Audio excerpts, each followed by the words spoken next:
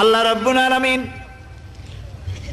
কোরআনে কারীমের ভিতরে নবীজির নাম একটি বারের জন্য নাম ধরে তাকে ডাকেন নাই, বরং তিনি বলেছেন তোমরা পরস্পর পরস্পরকে যেভাবে নাম ধরে ডাকাডাকি করো আমার নবীকে সেভাবে নাম ধরে ডাকবে না।